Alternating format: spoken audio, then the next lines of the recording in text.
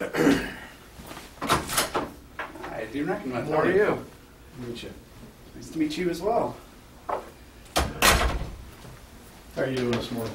You know, I'm pretty good. I actually got in pretty early last night, and I had a chance to go ahead and see The Phantom. Okay. I don't know if you've ever seen it, but I actually had a really good time. I wasn't really expecting it to be, you know, I don't really actually know what to expect really, but I enjoyed it. You know. Okay. Okay. I'm glad you enjoyed it. Basically, the reason I'm here today is to gain a better understanding of your strategic goals in regards to leveraging IT to help increase enrollment and improve student success while decreasing cost and hopefully increasing revenue. Other than yourself, is there anyone from your leadership team that should be in on this meeting with us? No, not really. I think it'd be good to start with me. I mean, obviously, you know, I'm the chair of the council of deans, so I mean, I've got direct connections with people in those areas too. But yeah, I think for now, you know, it's obviously a charge that I've taken on, and would probably be the primary point of focus for you for right now. Okay. Depending on what y'all have there, we'll discuss it from that point. All right. Well, it's my understanding that after reading some of the documents left behind by Marty, my predecessor, that your goals are to improve student success and increase enrollments, decrease costs, and improve communication. Is that a fair statement? Yeah, that's 4 primary issues for us. Yeah. If you could you please rank those on which ones are more pressing? I would say probably enrollment would be the primary. Increasing enrollment. Student success is obviously, I would guess, probably number 2. Those are tight. I mean, student success and skill building is a primary focus for us. We want to make sure we're delivering students to the real world that have the skills they need to succeed effectively. Yeah. The other 2 would fall closely there in line. I would say that, you know, decreased cost is, you know, something that we need to be concerned with. I mean, current status could be better, but Yeah. And that's where we see the opportunity for us to make some improvements within the infrastructure and the way that we're doing things now.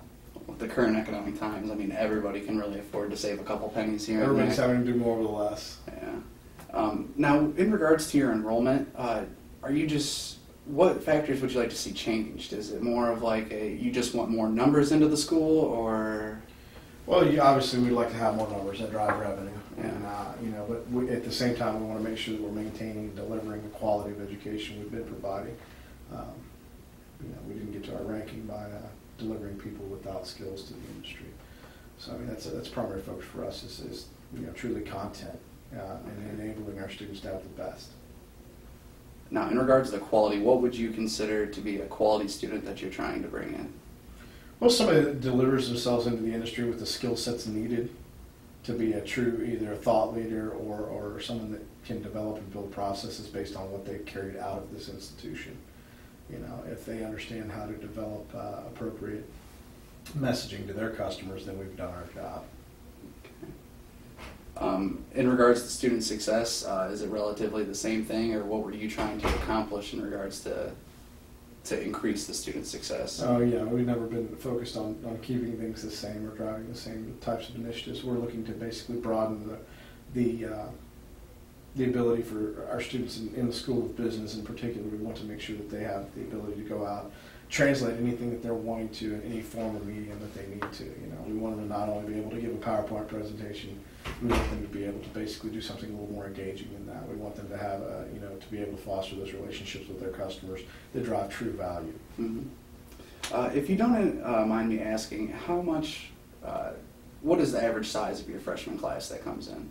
Freshman class, I'd say in the College of Business? Yes. Okay, I'd say probably 500. About 500. 500 to 600, yeah. And about how many of those 500 would you say you retain in percentage terms? I would say we probably retain 85 to 90% of those. 85 to 90. Excellent. Well, just simple math here. 90% of 90% of 500. That's quite a bit to retain. Out of those 10% that you don't retain, I mean, I understand that some people just aren't cut out for college. It's.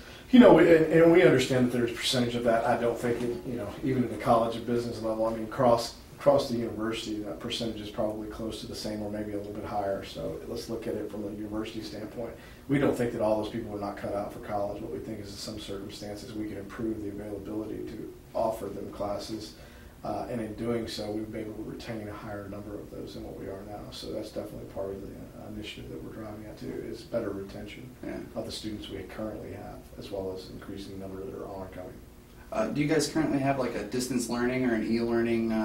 Not in the College of Business, we don't, and that's part of the reason that you're here today. I mean, we're investigating our available options for that. Do you feel that if you had a software tool that would enable students to be more flexible with their time, and if they could have class held, and maybe if they couldn't get to it in time, they could go back and review that document, not document, but the presentation maybe on demand? Do you think that would be beneficial to try to keep those?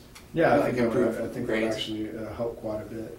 As long as it's something that was relatively intuitive and that was easy to use. Okay. Now, when you say you want to decrease costs, what about your bottom line are you trying to decrease? Well, we obviously don't have the budget to go out and build more classrooms and increase the number of heads we can carry on campus. It's just not a viable option for us. So we're investigating other avenues for adding headcount without technically adding them to the campus. So okay, that's the reason we're investigating online courses at this point, which is something we haven't done prior to now. Do you guys currently have any systems in place to supplement the learning process? Not really in the College of Business, we don't. I mean, I know that there are other departments that, College of Veterinary Medicine, they have a few things that they do supplemental instruction or have online content that's been recorded for people to go back and take a look at. There's some training stuff out there that we have, but not on a grand scale, no. Not on a grand scale. Uniform. Well, that's what I'm really looking for, something that's more uniform that I can take and talk to the other dean and say, hey, look, this is something that has the potential to be a uniform solution for us, and we all need to be moving in that direction, not just the College of Business. Do you know if they're experiencing any kind of limitations with what they have going on over there in the College of Veterinary? I think they had used a couple of competing products for y'all, and I want to say it was WebEx or something like that, but they had some issues with regard to the plugins and not being able to get it installed in time. You had people that tried to join the meeting right before it happened and weren't able to get in, so there was some plug-in issues, technical issues there, and then maybe a few audio issues.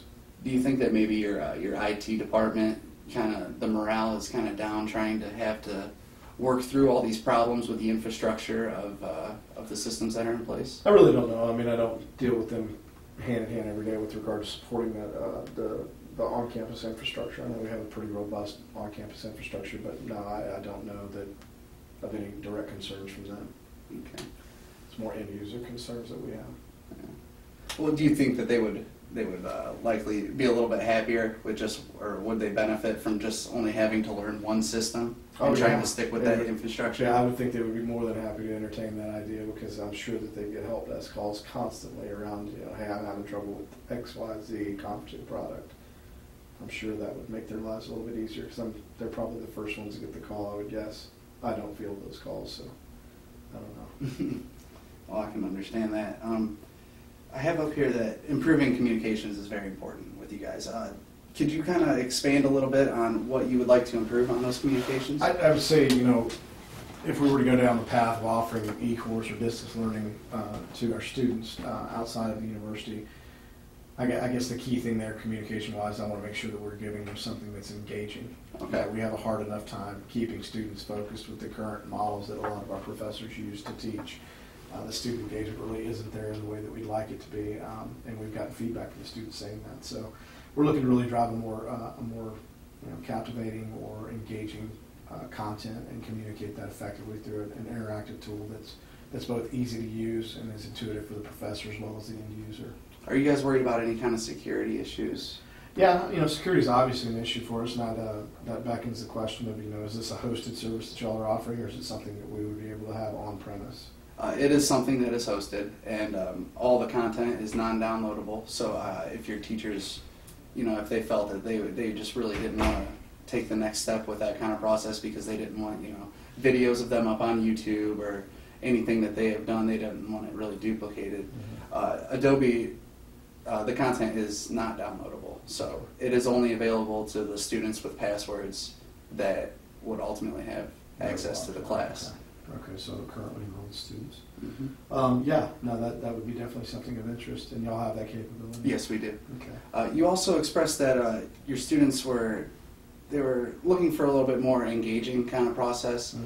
With Adobe, with the Connect Pro, we do offer, it's got like a live chat Mhm. box on the corner, and you can also, there's applications in there so you can, if a student has questions, they can raise hand, and that would bring up a message on the instructor's desk that this person so-and-so has a question. To the presenter. Yeah, I actually have some screenshots here I could show you. Excuse me, hang on just a second here. Okay.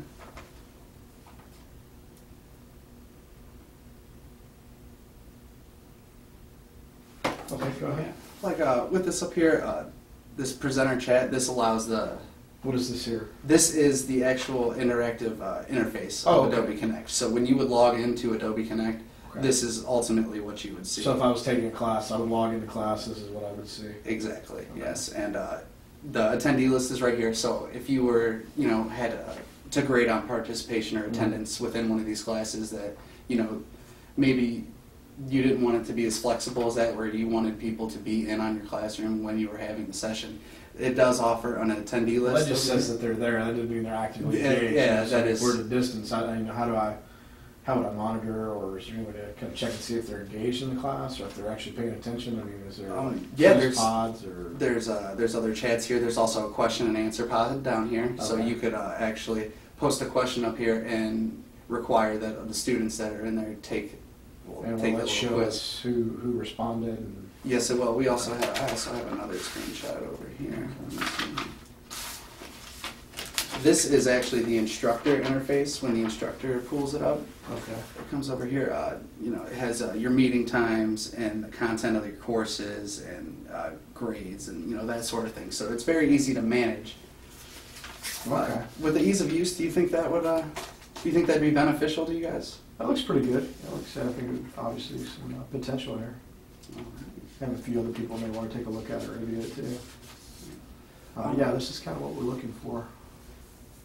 Let me see here. Are there any other concerns that you're having?